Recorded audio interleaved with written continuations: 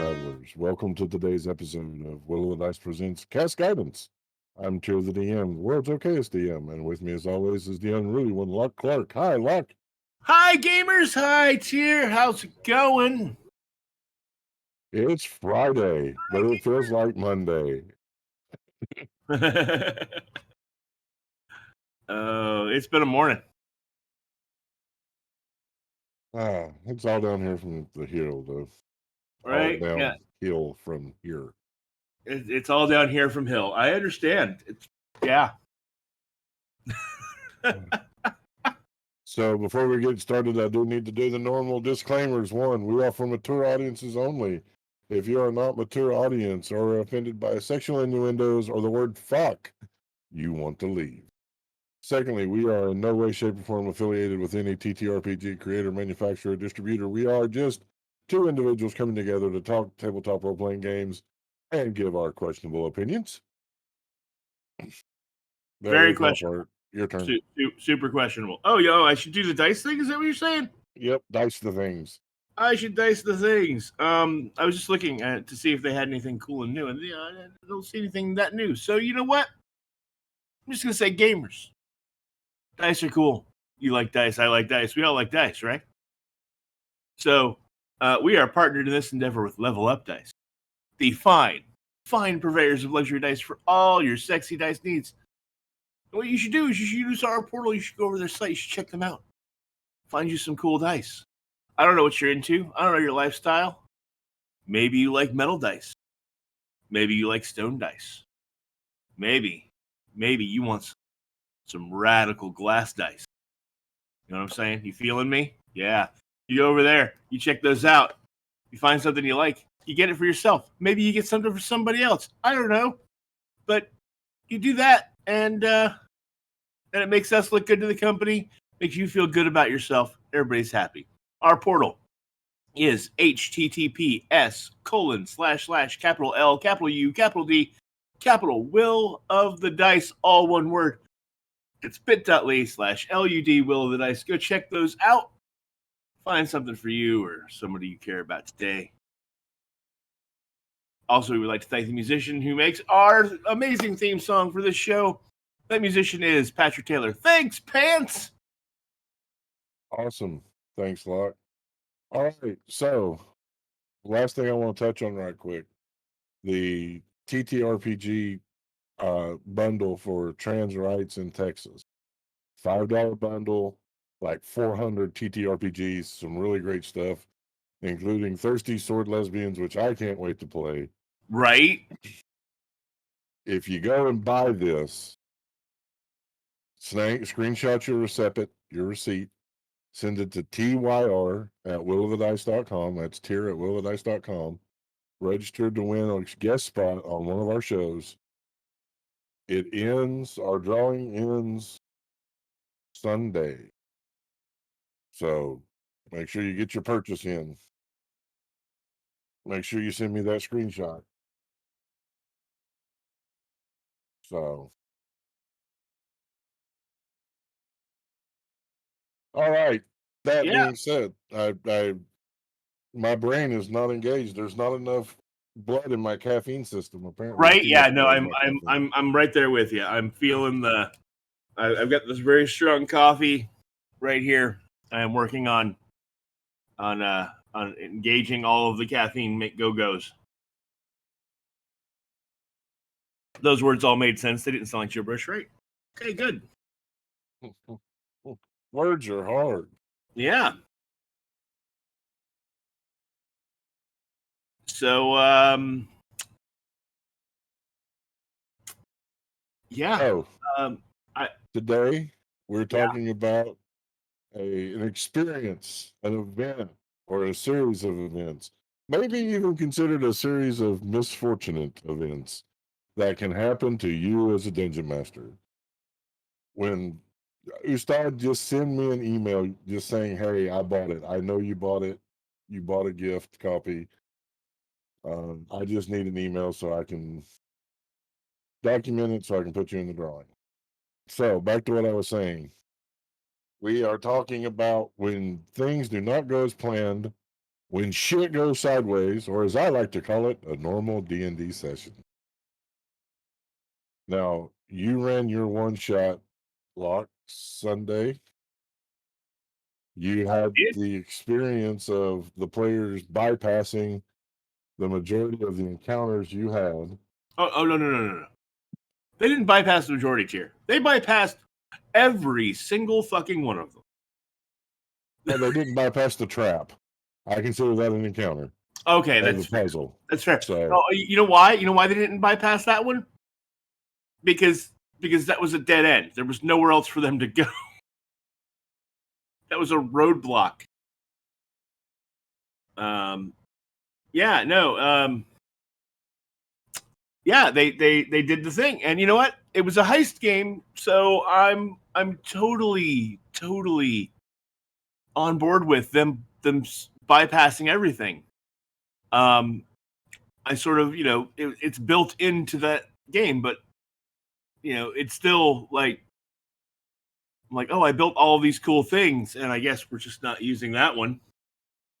I'm gonna mention this one because they see it, but no, it goes over there. Oh, you wanted you don't want to interact with these guys? No, okay. I mean, they kind of interacted with the first fight with the frost giant and the two winter wolves. But they interacted with that exactly as long as it took to get into the chute and drop, and then didn't want to interact with any of the rest of it. I mean, they interacted. I guess the snakes kind of count as a puzzle. It's as much an encounter as it is a puzzle. How do you get through this hallway full of snakes? The answer is carefully. But yeah, no, they you gotta. The thing is, and this is where I'm still very pleased with myself.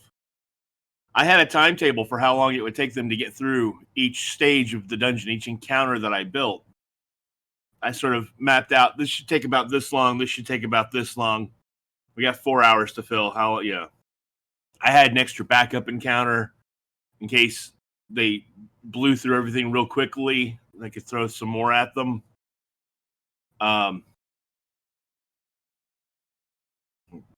But no, they stayed right on my timetable for getting through things. They spent a little longer on the snakes than I thought they would, and and then spent more time figuring out what to do next in a couple of places. But like, for the most part, they stayed on time. I started getting a little worried at the snakes when they for how long they took there, and then I was like, no, they're just gonna walk past everything else, so that's cool, totally fine. Totally fine. it happens. Thankfully, in your scenario, everything was pretty much linear. They had a very direct direction they needed to travel. They had a very direct purpose. So that had to be a godsend for you to at least be able to continue to direct them, even though they were dodging combat encounters. There was still the possibility of detection. I mean, they could have really bombed their stealth rolls. Yeah, except the lowest anyone rolled for stealth all night was a let me find what page it's on. Where did I write that?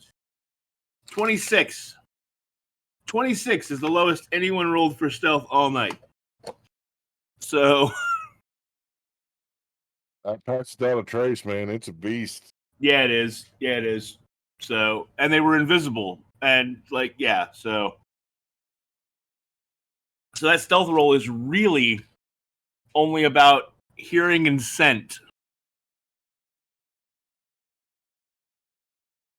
And even scent, like pass without a trace, gives you protections against someone following your trail. So it's immediate scent. Like if they walked past something and it smelled them. That's, yeah. So, the question is, what do you do when shit goes sideways? Well, if you're lucky and doing something like a dungeon crawl, you just go with the flow because it's linear. This is why I don't prepare in depth. I will create an encounter. I have a couple of bullet points of what I want to transpire, unless I'm doing something like a dungeon crawl. And that's it. Because if I prepare in depth, then shit is going to go wrong. And then when shit goes wrong, I'm going to be sitting there trying to get my ADHD brain to kick gears because it's hyper focused on, but no, this was supposed to happen. This is not happening. We don't know what to do. Pull a fire alarm, everybody panic. I get that. I totally get that.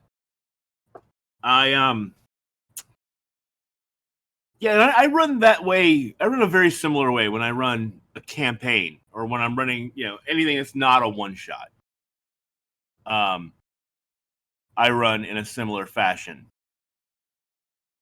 But with a one shot, especially on stream, you have X amount of time to get the story finished. And, if you don't finish, running a one shot on a stream is the same as running a one shot for a group where you're not getting a second. Your buddy is leaving on a plane to move to a new city and has a hard out at X time to get to the airport to catch his flight, and you're running a one shot for him right before he leaves. That's one shot on stream. You have X amount of time to finish your story, and if you don't finish it, it doesn't get finished. So that's the way that's the way I try to think of it now, and I'm just like, so it's harder in a lot of ways to just let it happen, and you've got to have a certain amount of planning stuck into it, I think, for a one shot. That's just my opinion. Especially one on stream, or on one when you've got a hard out, you've got a hard time, you have to quit, so that you can get the story told. I'm thinking that next time I run a one shot, in this series, in the Tyrandine series, I think it might be a little less linear. I'm debating. I've been debating the one thing we haven't done in the heist movie tropes is the guy at the keyboard. And so I'm thinking about having Reg be their guy at the keyboard, trying to guide them through the place that they're at via old maps that he's like having to like piecemeal together, to tell them how to get where they're going, and he's gonna get it wrong sometimes. And I think that'll be fun. That's just fun. That's the idea brewing in my head. It'll be a less linear dungeon crawl, but they'll have someone telling them which is the most direct way to get where they're going, but that someone will be wrong sometimes. I like it. So before we get into the what to do, I got to tell my favorite story of shit going wrong. Yes. So picture it, Dayton, Ohio, 2000. What was it? See, it's 2022, so this would have been 2019. It's a Saturday evening. It's a thunderstorm, raining to beat hell. Friends are gathered around the table. We're having a good time. I had put together a 3-part mission for the party. They had to hunt down 3 sisters. Each sister contained had a magic item that, when all 3 were put together, formed a compass that would send them to help them find where they needed to go next. They had faced the sisters in order of power, least to greatest, and they had finally come to the final sister, who was the most powerful. This was planned to be an epic combat to take up most of the session. I had lair actions, I had minions planned, everything. Now keep in mind, the magic items are the source of each one of their power. So my late wife was playing a known sorcerer who had obtained a direwolf pet. And every downtime they had, she spent training this direwolf to do simple commands: sit, lay down, roll over, fetch, play dead.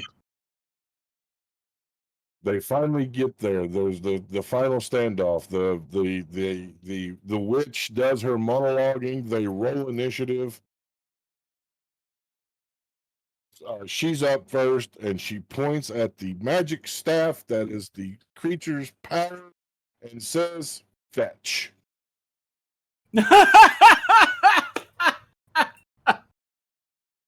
So I'm like, okay, we're going to try to ensnare it with magic. I roll dice. I roll a 1. The direwolf gets to the creature, bites onto the staff. We now have opposed rolls. Dex against strength. She rolls a natural 20 for the direwolf. I roll a fucking 1. The staff is wrenched. The big bad guy becomes puny, 1 hit point NPC. The rogue steps up behind them and takes their head off on their first attack. Yeah, that's one of those times. That's one of those times where you go, where that was just the the stunt double, that was the decoy, and then the real bad guy steps out. There was nothing I could do. My brain wouldn't kick into improvise mode because it was too much in planned mode. Yep. Brilliant. Like as a DM, I was both pissed off and proud at the same time, because that was absolutely fucking brilliant. Yeah, no, that's exactly what that's what you want out of your players, and at the same time, it's what terrifies you about your players. You mentioned, I saw this on TikTok last night, and I'm going to bring it up now because wacky shit players do that will totally fuck with your plans, maybe. Someone asked a DM on TikTok, like, hey, I'm running a game for my kids, and my daughter wants to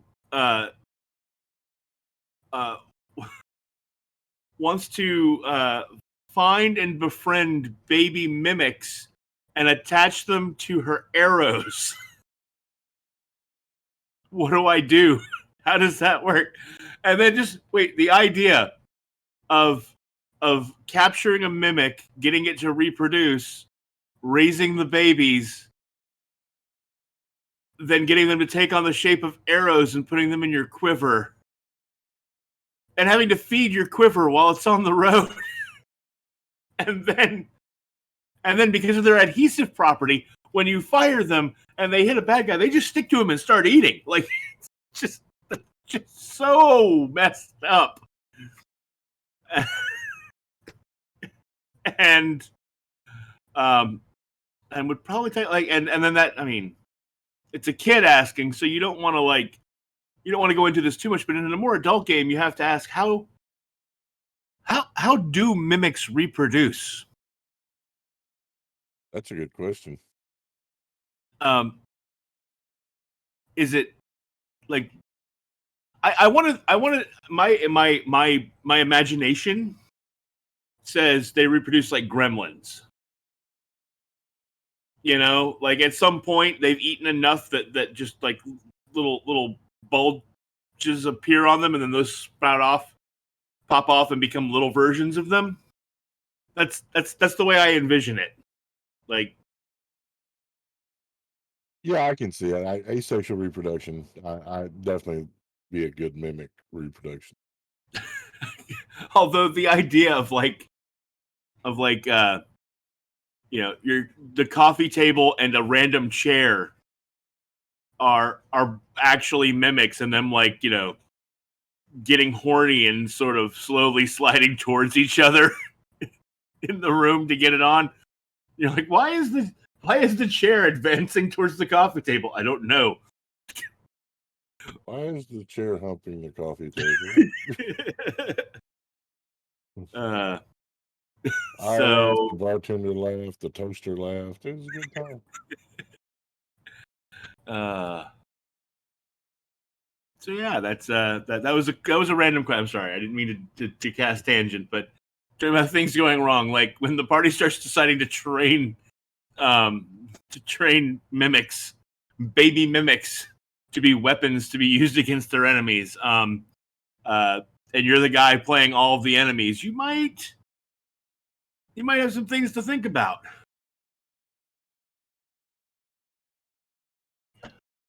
Oh, the question comes down to, honestly, what can you do? Chair of the fifth. Damn it, it's not. Sorry. You were saying, Tyr. Oh, God, they must be made of hardwood. Oh, God. Oh, jeez. I'm going to see where this is going to go the rest of the day. Back in wood? Everybody takes mahogany? 2 points of psychic damage. Teak? So, this is what I do. Like I said, I play mostly improvising. I have bullet points. But I do ask myself, what do I do if shit goes sideways and they don't do anything that they're supposed to do? Or they find a way that I didn't think of to get around all this shit. And I I have contingency plans. Because, I know that 9 times out of 10, y'all are going to fuck whatever plans I have. Period.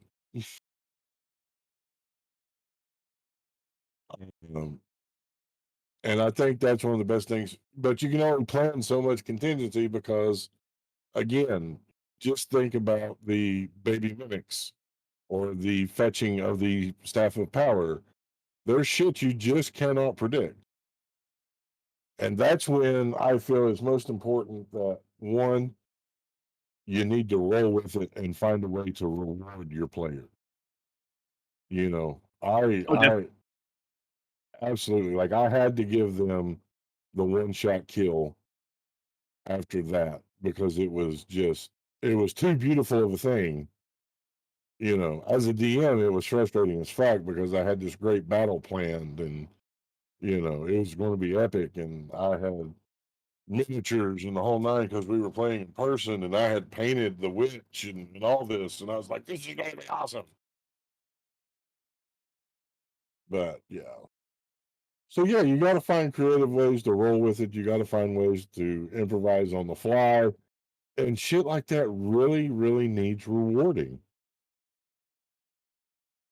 Oh yeah, absolutely. And yeah,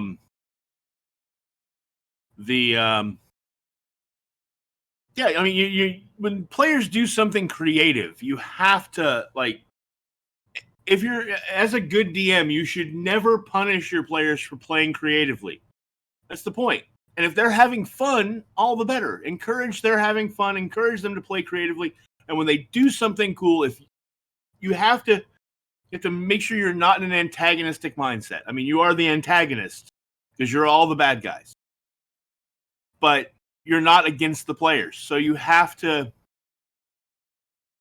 in polyamory we call it compersion. You have to practice compersion for them. You have to put yourself in their place and see how happy they are with what they just did, and not take it personally, even though you're now throwing away all the work that you did for them. You still have to be happy for them. So you need to, you know,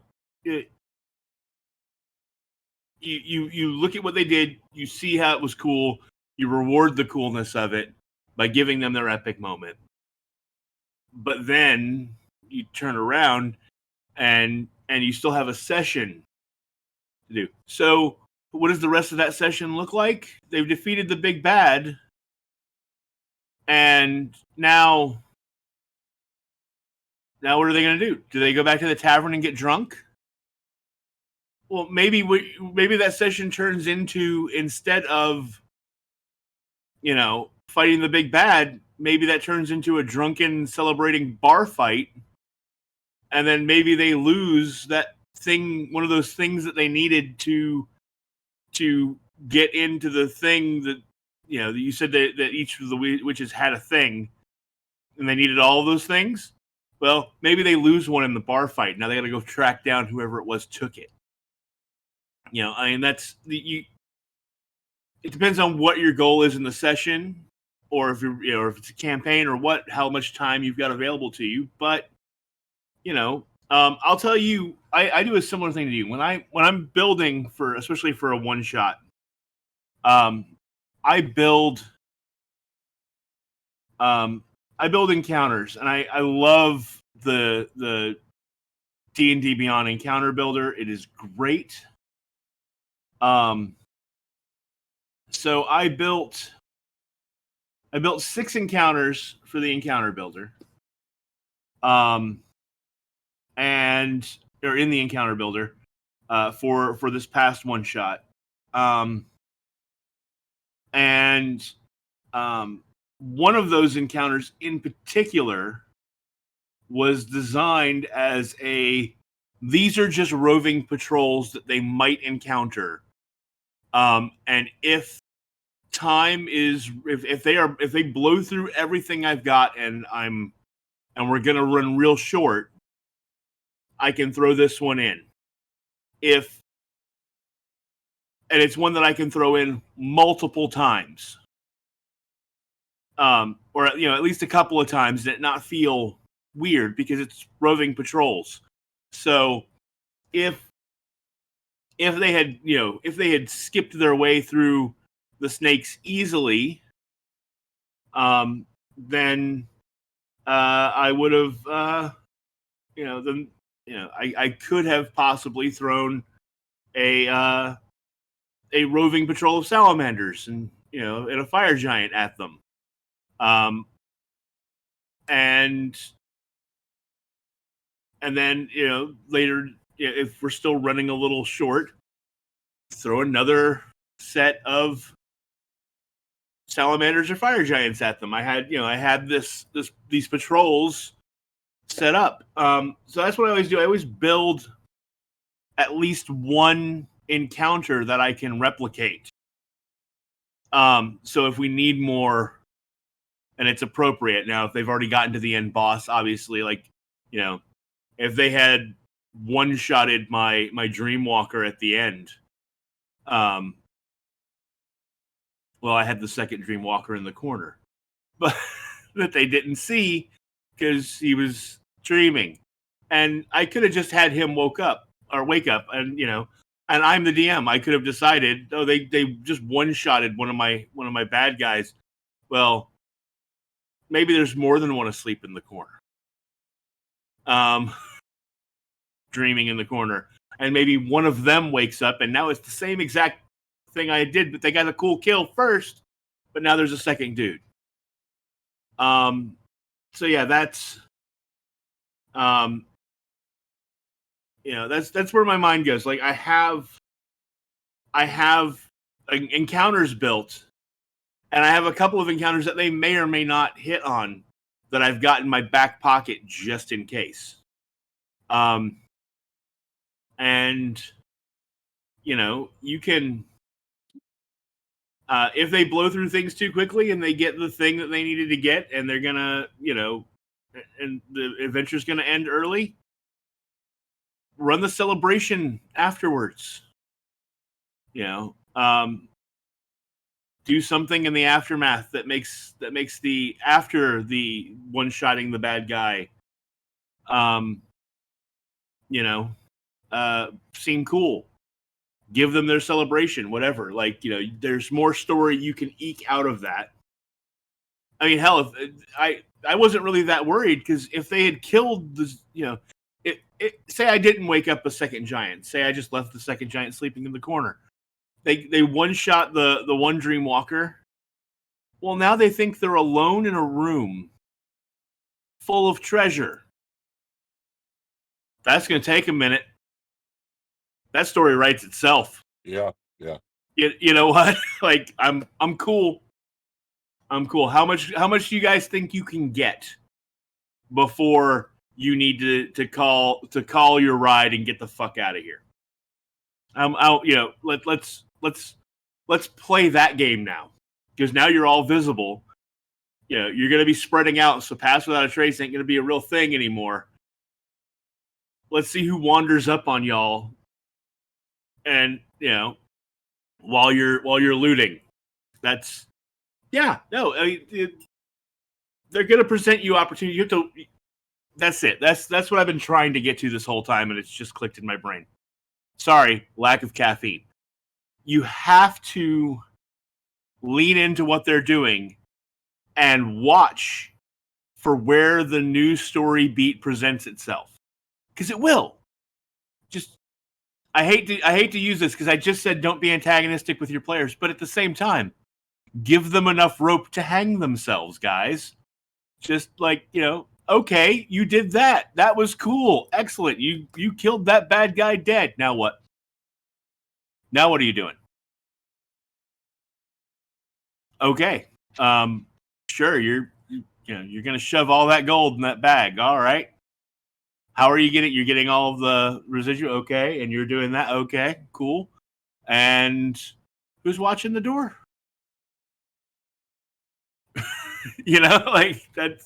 That. I mean,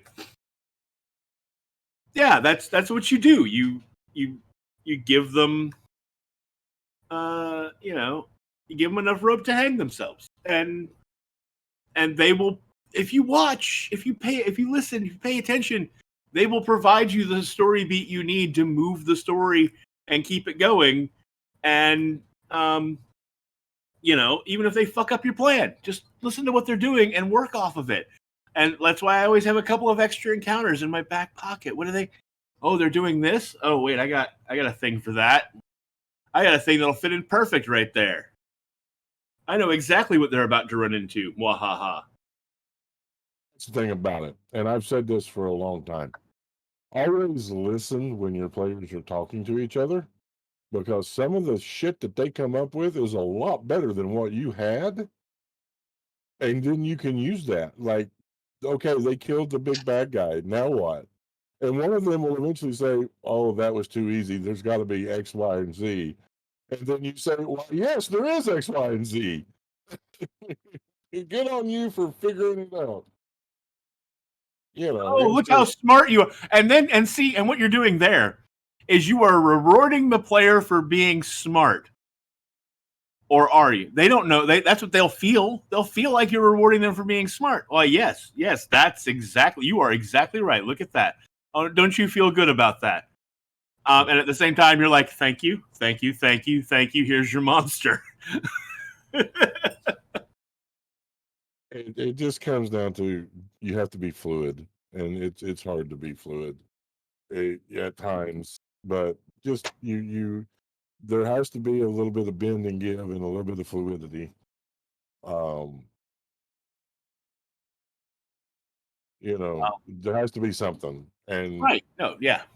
You can always, if nothing else, okay, they killed the big bad guy, booby trap the prize.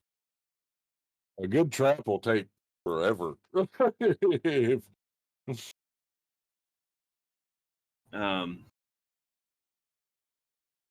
And puzzle traps, those take I always give a lot. I give a lot of room for that puzzle trap at the end because, like, I know that like the players are going to talk it to death. They're going to talk through the solution to death. I felt that I I felt I was quite clever with that trap. Maybe I made it a little too obvious, but with that puzzle trap. But like I felt really clever when I wrote it. It was good. It was a good trap. It was or a puzzle, not trap. It was a good puzzle, and the clues were good, and it wasn't unsolvable. It took them a little bit to figure it out, to break it down and get on the right page. So I I I, I like the ones that the party can solve without help from the DM. I really wanted someone to touch one of the wrong holes next to the door, though. I really wanted to bring in my spike trap.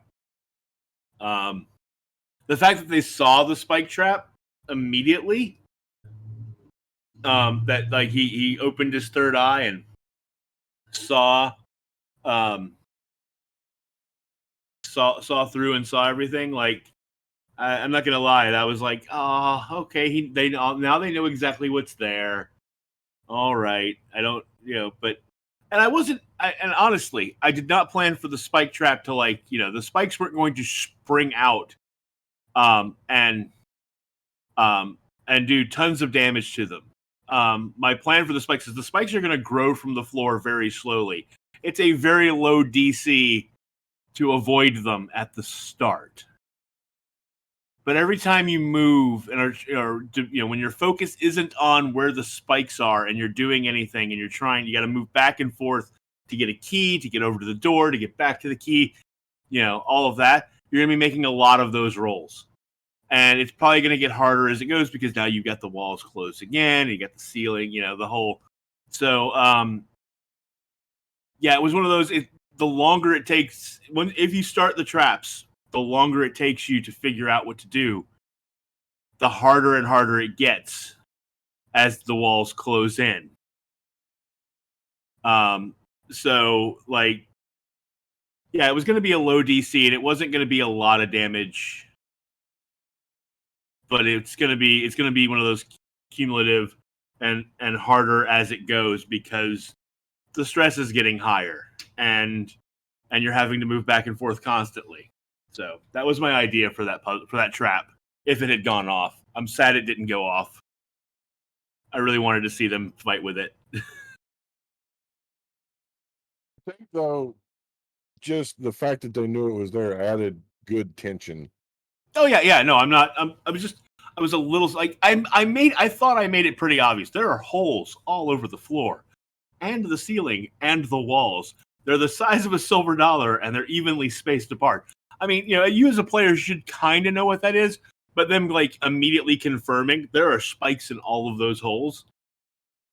I was like, oh, you took a little of the mystery away. But yeah, you're right. It does still build the tension. Oh, I have a uh, you talk about the big bad guy getting one shotted. Wonder Goon, who shows up in our chats every once in a while. I don't think Wonder Goon is here today, but Wonder Goon was running a champions game for us once, and gave us a big bad that was designed to be one shotted. That was the whole point of the encounter. In the Champions universe, there is a oh, now I'm trying to remember their name. There's an organization that is like Hydra, and I can't remember what. oh, It's Hydra. kind of it's kind of a like kind of Hydra, kind of Cobra, kind of organization, terrorist organization, with some super powered people in it, and the I don't remember the name of the group, but the top level person is a female, and her name is just the name of the group with like an extra A on the end, because she's like, if the group is called Serpent, her name is Serpenta, and she's a metahuman. She's super powered. She's super tough, super strong. She's kind of a Superman, if you will. Not on that power level, but she's kind of got those, like, she can fly and she's strong and she's tough and she's a good fight. And I was playing an Iron Man like character at the time, and we had a guy that could grow, that could, he turned into a giant. He could grow like skyscraper tall. And he could also shrink. And we had developed some really cool maneuvers after playing for a while. And we saw her and we're like, oh, we need to take her out. We know how tough she is. We fought her before. And so Giant Man shrinks down to tiny size, to hand size. I pick him up and I fly at my full speed and release him at my speed towards her. And right as he gets to her, he grows to his full size, his giant size, and hits her. And Wonder Goon's like, fine red mist coats you as you utterly destroy her. Because what we were facing wasn't Serpenta or whatever her name was. It was a normal human who looked like Serpenta and was wearing a suit with a micro mesh that gave her super strength. So she appeared to have all the right powers, but she was not super tough. And we all had codes versus killing, and we just murdered somebody. And that was the whole point, was to give us that crisis. And it was delicious. It was great as a player to have that pathos. Giant Man shrinking down to tiny size to wash off at the storm drain to get all the blood off of him. That was a hell of an adventure of dealing with the psychological aftermath when you're someone who doesn't kill people. And then you've just inadvertently killed a decoy. So yeah, that was, unfortunately at that time we didn't throw his plans off the rails. We did exactly what Goon wanted us to do. But it could have, but by causing that crisis, it threw your plans off the rail. So shit can go sideways because DMs are not the only one that makes plans. I know players plot and plan. I know you guys have a separate Discord channel that you can chat without me being privy to. And we do sometimes. We don't use it very often. Mostly we share memes over there that we don't want you to see because you'll use them against us.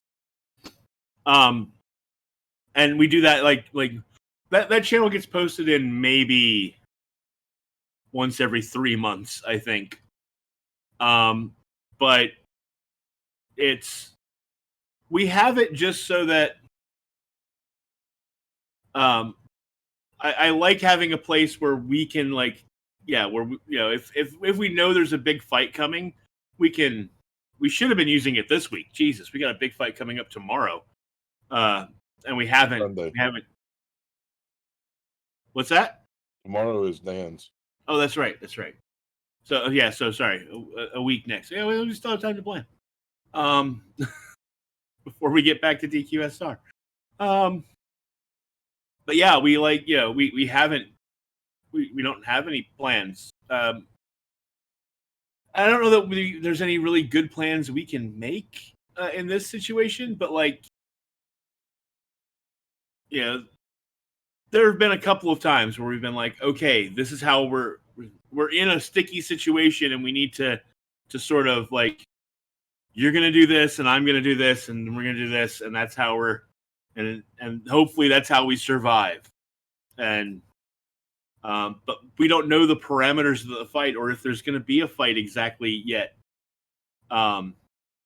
With the Candy King, we don't know we don't know what the rules are yet. So, yeah. So that's I don't know. That's harder to plan for. It is. It really is. And it's one of those things too. Again, be fluid. You know. It is 10 to 1. We're gonna go ahead and take our 10-minute break, top off our caffeine levels and all that, and hang around. We'll be back.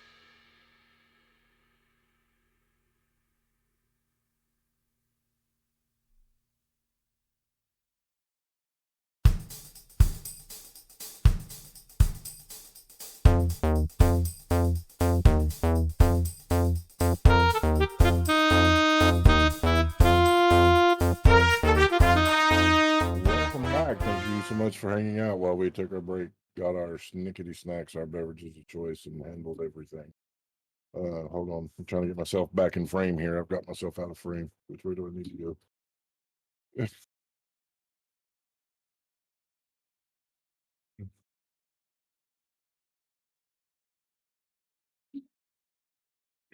Go this way. Curtain side. Technology, folks. So just a reminder, I'll put it in chat, I'm saying it out loud. Sunday night, we will be drawing for the guest spot for those that have purchased the Trendrite bundle and sent me an email. You'll be a guest spot on one of our streams. It may be one of the one shots, it may be DQSR Scions, it may even be Cast Guidance, but you will be with us. May God have mercy on your soul. I'm glad that noise isn't coming through. Apparently, the handyman is outside doing some work on the front porch, so I'm hearing all kinds of noises, but the mic's not picking it up, which is a good thing. Good, good. So, chat, do you guys have any questions about anything? We love having the interactive segment. We love you guys asking us questions, interacting with us, because we have the best audience. We have the best fans, bar none. Bar none. Yeah, it doesn't have to be about the topic either, but if you have questions about the topic, we appreciate those too. Before I forget, I need to make this announcement. Wednesday night at 9:00 for 30 minutes, the cast will be together streaming live for a chat with you guys. You can ask us anything. We're here to talk, answer questions. Just, a shoot the shit scenario. Make sure you tune in for that. Be fun times. Yeah, I love it when we do AMAs with the cast. It's your chance to ask questions about what you saw on stream and or about us personally or whatever. So if you're watching and you have a burning question, write it down. Be ready for Wednesday night. Or you can send it to questions@willofthedice.com. I created an email for your questions. Right. Or you could tweet it at us. Yeah. I'm sure that Lollipop, our wonderful social media fairy, could compile those if you tweet them at us. Yeah, that's those are we look forward to that. But yeah, when things go wrong in the game you've planned, you just kind of got to roll with it. You gotta be versatile. You gotta think on your feet, and like we said earlier, listen to what your party's saying, because they might give you an idea. You never know where an idea is going to come from. So be open and receptive is I think the biggest thing. And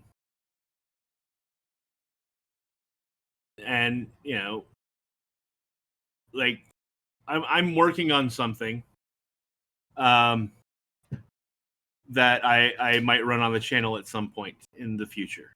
And the entire premise behind what I'm working on is that I'm not going to plan a whole lot.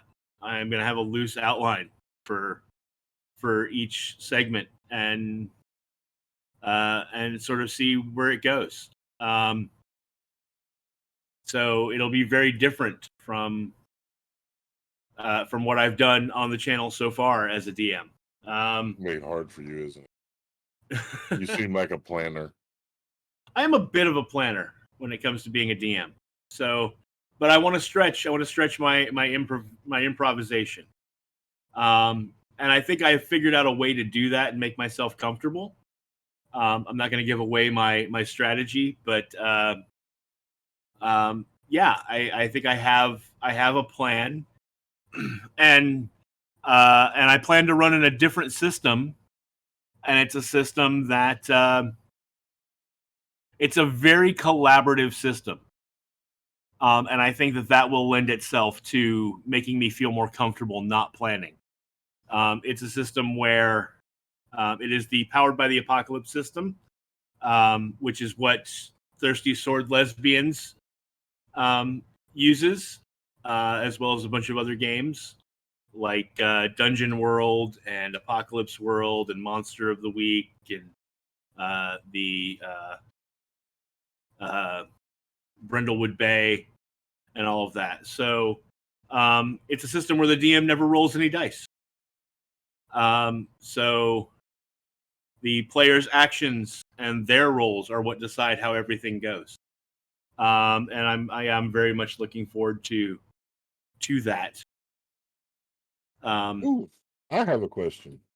Yes. Tyr, can you say that DQSR or Scions has gone the way you loosely planned, or you had to improvise a lot? It's mostly gone the way I planned. There have been some situations that, uh, like the very first episode, did not go how I had planned at all.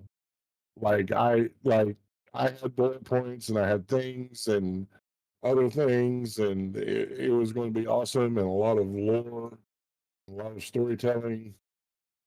And then And then Pants was they robbed. tried to attack the most important, powerful person there at the time, and they were level 3.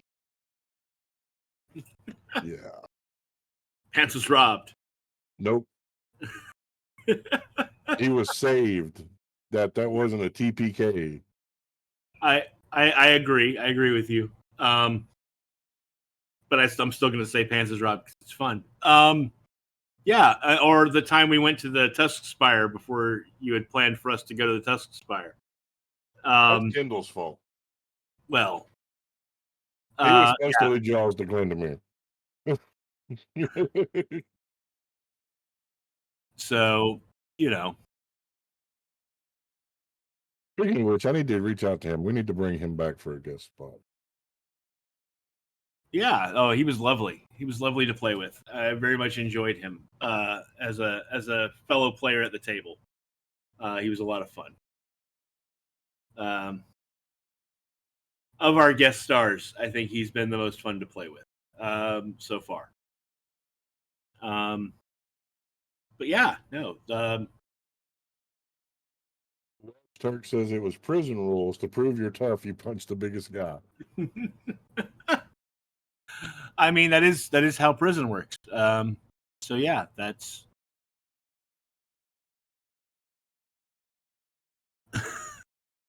Andy almost died to a rat. Yeah, that's.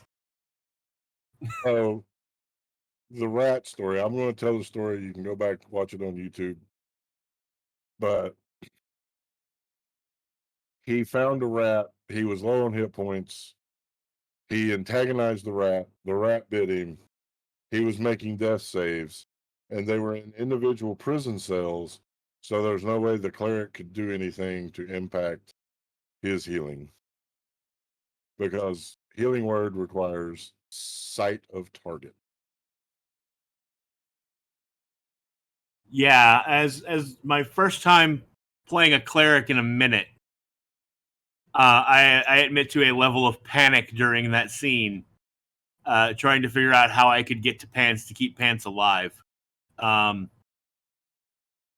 So I wasn't stressed at all. No, not even a little bit.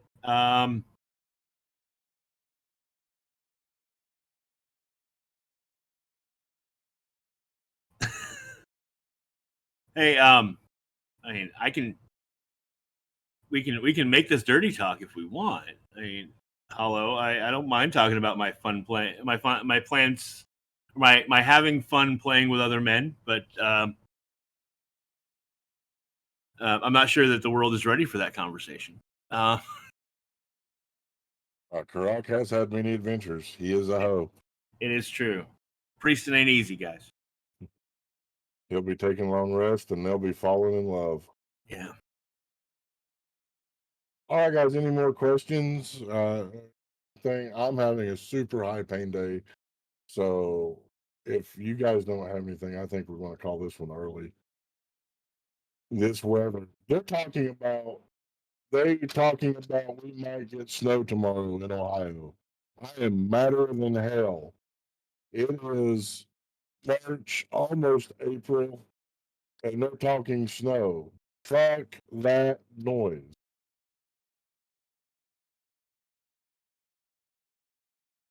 It is. It's in the upper 60s and lovely here. But we almost always get a snowy weekend uh, in like late April, sometimes early May. We'll get one last cold attack.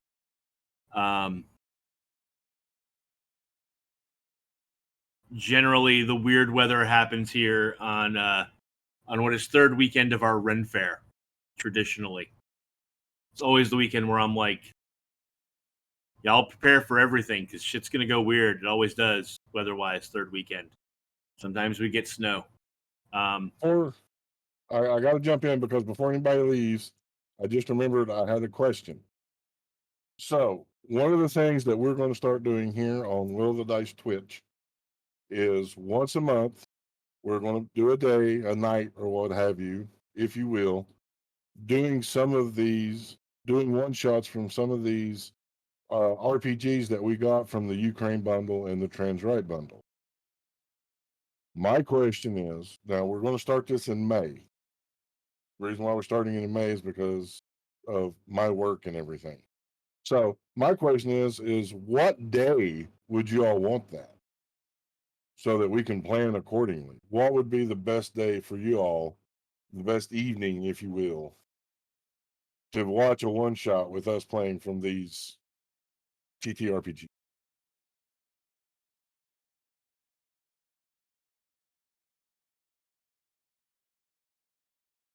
And maybe at some point, I'm just going to throw this out there as an idea. I just saw Streamlabs remind everyone about our Patreon, and that gets you access to bonus content and merch drawings and polls and whatnot. Maybe once we start doing this, as we move forward through it, we'll start putting up polls over on the Patreon to let our Patreons vote for which one of the RPGs we play next. We can pick the ones let the cast who might be running it each pick the one they want to run, and then we'll put all of those up as a poll and see who gets picked. I think that could be a fun idea. I don't know. We haven't discussed this as a committee, but it's a possible idea. So if you want to influence what game we play, maybe check out our Patreon. So Monday has it so far. I was thinking Monday as well.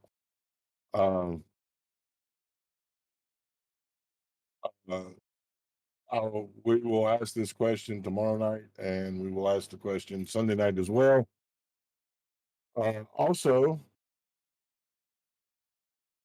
with Patreon, I just want to say this. We do have monthly drawings depending on your tier level. I see what you did there. I didn't mean to do that. But we also have bonus content. We do a show called After the Rolls. It's a 30-minute talk show where we sit down with the cast and discuss the episode, what they thought, what their favorite moment was, any questions they have, that sort of thing. So you can check that out. It's a Patreon exclusive, but $3 a month will get you access to that, plus the other content that will be coming. We got audio histories and audio dramas coming. We got a lot of stuff coming. Also, I should note that we also just added to our capabilities here on Twitch a donate button. If you don't have Amazon Prime, and you can't afford to subscribe to the channel, you can't afford the monthly recurring, but you want to feel like you're contributing, you want to help us out, you want you want to give us the ability to produce more things, to do it better. We do this for you guys. You can make a one-time donation. We're not you feel free to just tune in and watch our streams and follow us, and that is enough.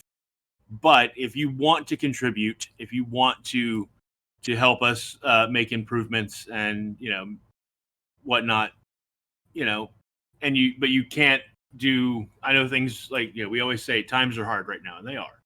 If you can't afford, we don't want anybody hurting themselves by giving to us in any way, shape, or form.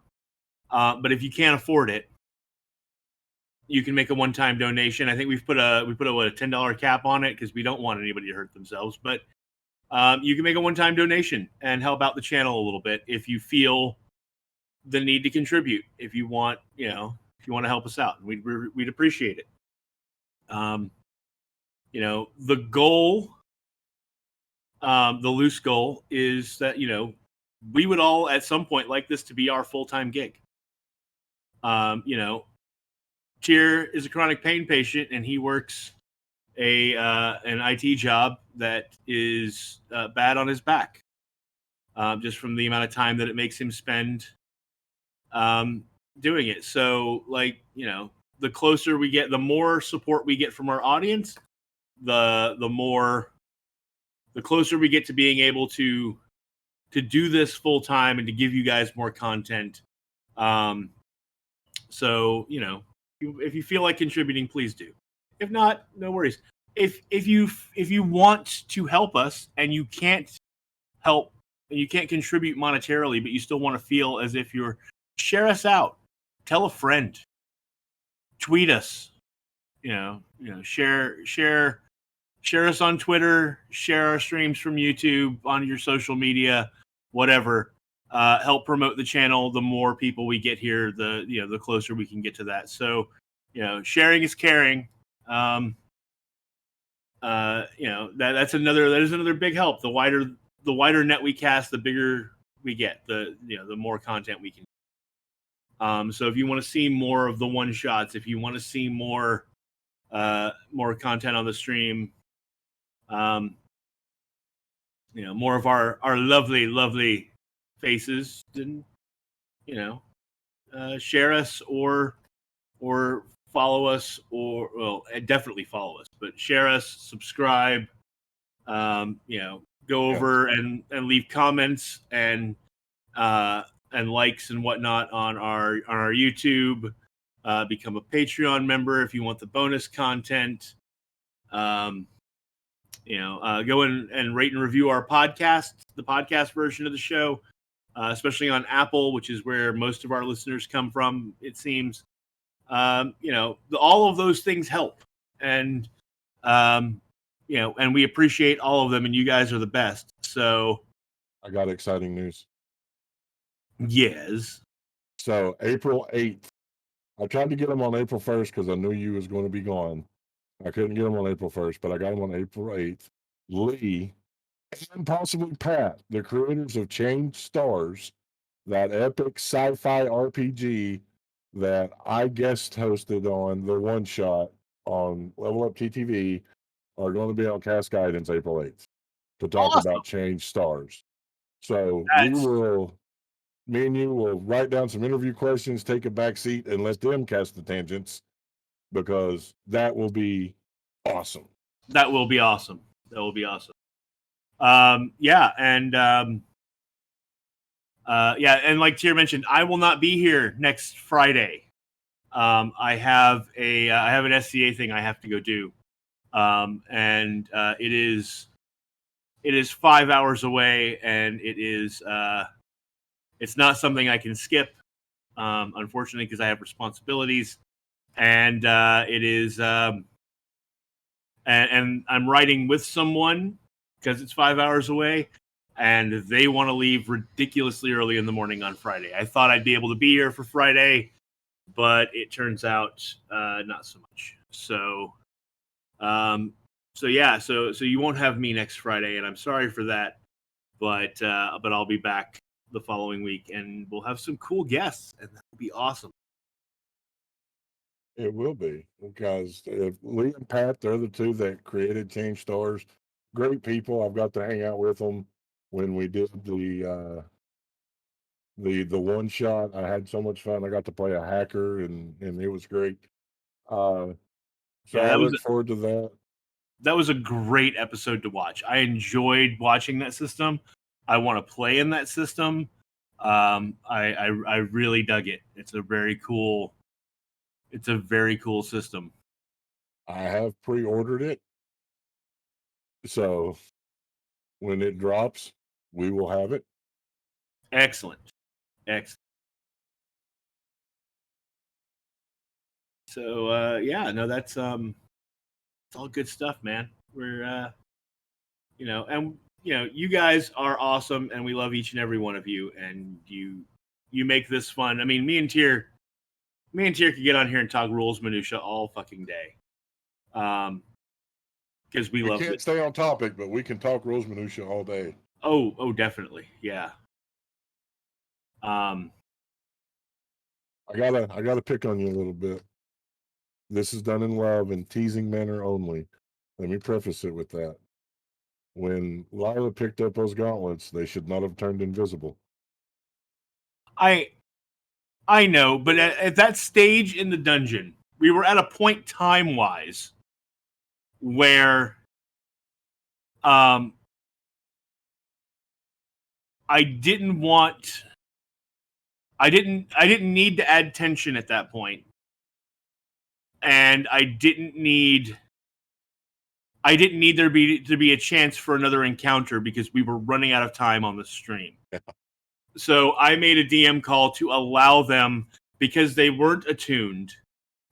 She wasn't getting any benefit from them yet, to just let them be invisible with her. I know what the rules say. I made a DM fiat in that moment because it's what needed to happen. If we were going to play, if that campaign were ongoing and it were going to show up again the next week, they would not have turned invisible. Simply because it might have been funny to have a pair of disembodied gauntlets just floating around the room doing shit. And I dare say if it wasn't a one shot, they probably would have locked themselves in and tried to loot more before calling Reg.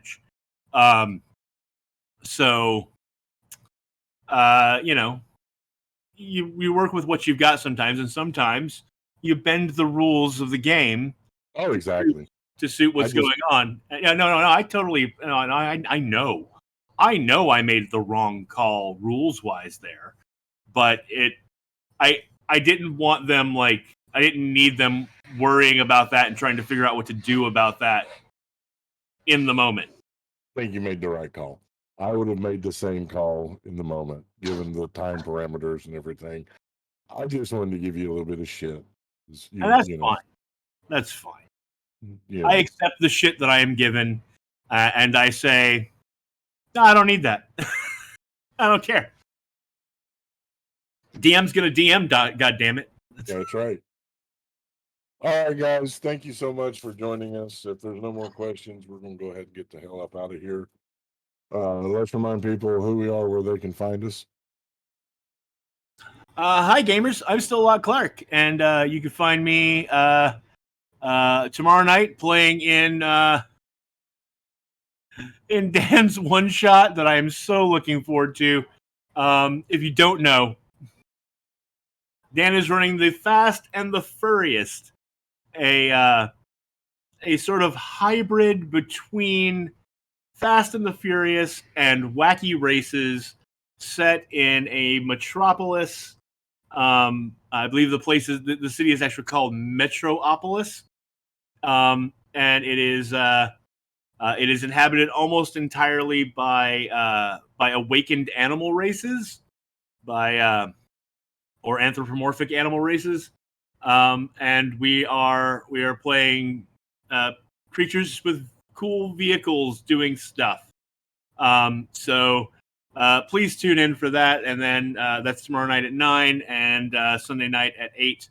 I will be on back playing Karak on Scions of Oblivion, And until then, you can find me on the Book of Faces and the Twitter Patients at Loch Unruly. That's Loch with an H.